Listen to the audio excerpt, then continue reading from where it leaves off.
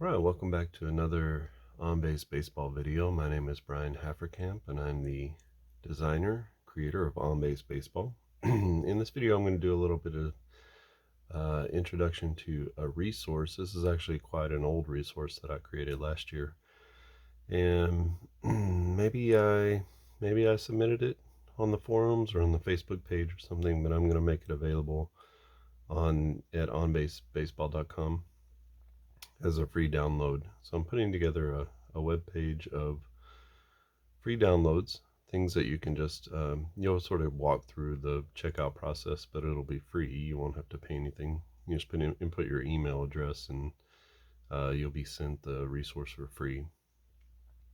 And what this is let's say you're playing a one team, you're playing a season replay, but you want to sim through games. You don't want to have to play every single game.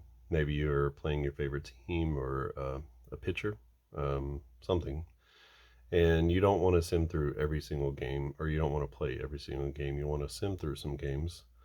This chart is our on base simulation chart, and what it is, you can see down here that I based it off of this article and the data in this article from saber.org, which is the sabermetric magazine. Excuse me. And the idea is that it's based off of Bill James's research on what he called the log 5 method of figuring out win probabilities between two different teams. Sorry about that. My allergies have been kicking up with all the rain here lately. Um, so it's win probabilities between two different teams.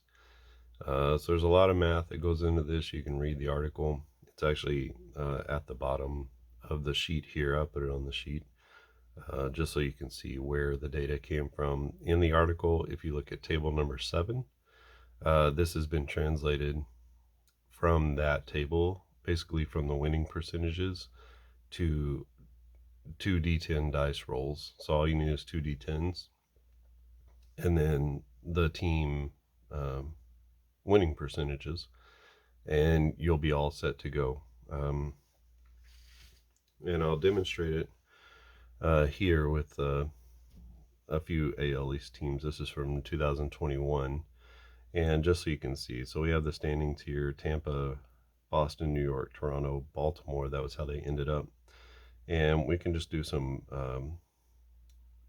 games where we sort of go for their winning percentages. So let's just do an example. We'll take the extreme example of Tampa against Baltimore. Baltimore will be at home, and Tampa is on the road. And so you can do this either way. You can do either the home team first, or like where the roll is based off the home team or the away team. You can base it off of the team with the better record. It doesn't really matter. Obviously, if you're playing a real schedule, there will be a home team, there will be an away team. And so just choosing one of those is okay. I suggest the home team. So we'll start with Baltimore, and we'll find the home teams the closest by rounding, the closest winning percentage on the left side. And there's also winning percentage on the top side. And basically this is a matrix where you connect the two, and you'll find what the roll is that you're looking for. So Baltimore's winning percentage is 321. So we have a 320 right here. I don't know, it's probably hard to see, but it's a 320 winning percentage here. So these go in 20% increments. So 260, 280, 300, 320, etc. I guess this would be 240 and 240. You can see down the middle, that is where there's a 50% chance. Really, if you do the home team, it could be a 51% chance, I guess. But it's a 50% chance, really, of the team winning that you're sort of basing things off of. So a 260 team against a 260 team is going to be obviously a toss-up matchup, because neither team by winning percentage has the edge in the game. So ours is going to be a 320. So Baltimore is here at 320. Tampa is at 617, which if you round up would be 620. And where those two meet, it says 24. So you come across, and on the matrix where they meet is going to be a 24. Now, all you need is two D10s. I'm going to pull up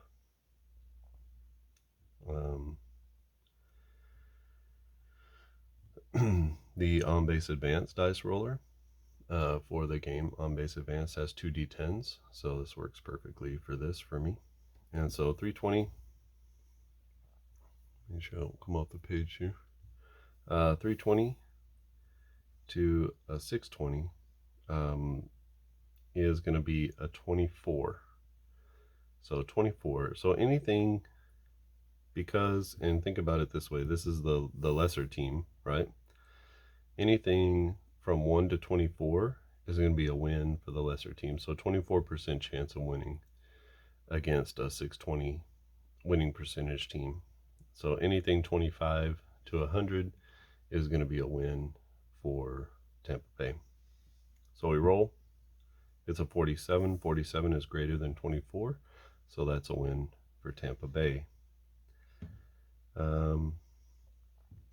We go back. Let's do Tampa against Boston. So Tampa will be at home against Boston. So 620 again against 568, which would be, we're going to round down to 560. It's not quite to the level of 580. So between 1 and 56 is going to be a win for Tampa Bay. So anything 1 to 56. So we do our roll. 35, that's a win. So Tampa is 2-0 against the division at this point. Let's do two evenly matched teams. So Boston at 560 at home against the Yankees at 560. So 1 to 50 is their opportunity to win. It's a 9, and so that's going to be a win for the Red Sox. Let's do another one. The Orioles at the Blue Jays. So the Orioles also 560. So here, and I mean the Blue Jays, and the Orioles are 320. So 560 to a 320. So that's going to be 1 to 71 is going to be a win for the Blue Jays. And they take a loss there. So 85 is greater than 71. So the Orioles are able to sneak a win in there. If they play game 2, it's a 58. That's a win. Now they're 1-1. They play a third game, another win for the home team. So just based off of this chart, you can see that there are going to be some surprises. There are going to be some wins against better teams, but for the most part, the better team is going to win, which is what you would expect whenever you're doing these percentages. But this is just based off of 2 D10s rolling. You can use real dice. You can use an online roller like this. I have rolled out entire seasons, like for the Braves, just to see how accurate it is, and it'll get you within 1 or 2 wins. Excuse me.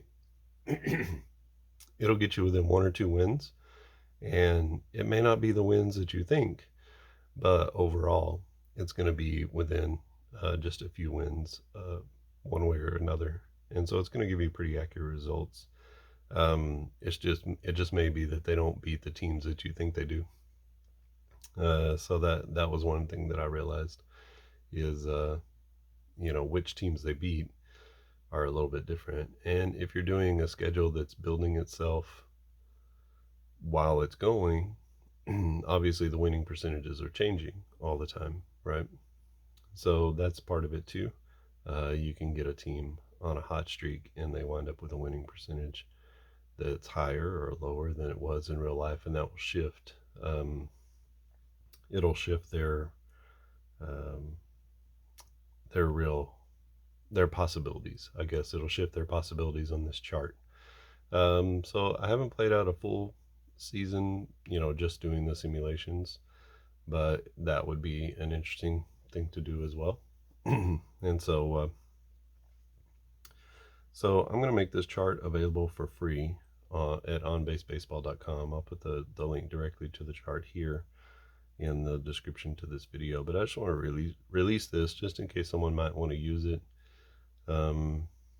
It's just a free resource that you can use for your games, for your replays, for your seasons, and might help you to kind of sim through some of those games. You could either take their actual records of the teams as you're simming, and everybody starts out with a 50-50 chance because everybody's at 0, and then you keep the records, or you can use their actual end of the year percentages, and that'll probably get you a lot closer to simulating those teams in the background. So if the team during the season was a 600 ball club, you can just use that final winning percentage to get you to where you need to go for the simulation part.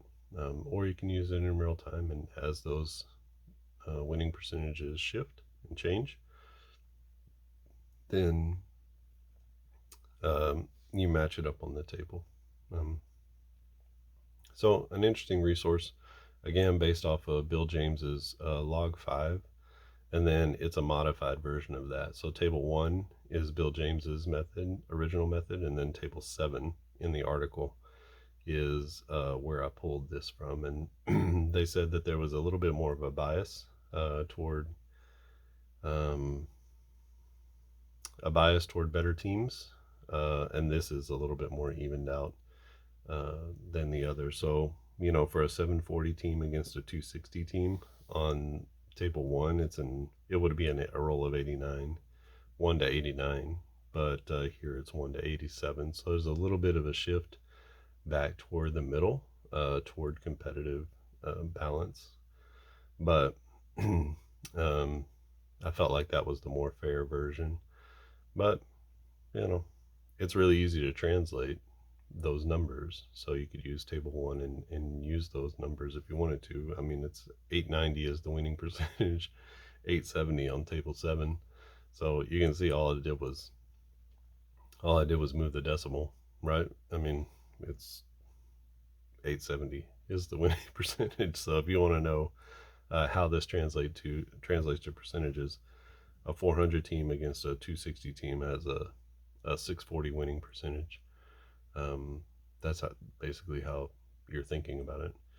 I think that's all I have. Again, I'll put the link down in the description below. If you have any comments or questions, you can leave them down in the comment section below. If you haven't subscribed to the channel, please do that. And when you click the bell, you'll receive notifications anytime new videos are posted, so you won't even have to wonder if I've been posting new content, and trying to get more things. If you have any comments or suggestions about what you would like to see on the channel, or you want to see more of these things, then you can certainly put those there, and I will listen. I think that's it.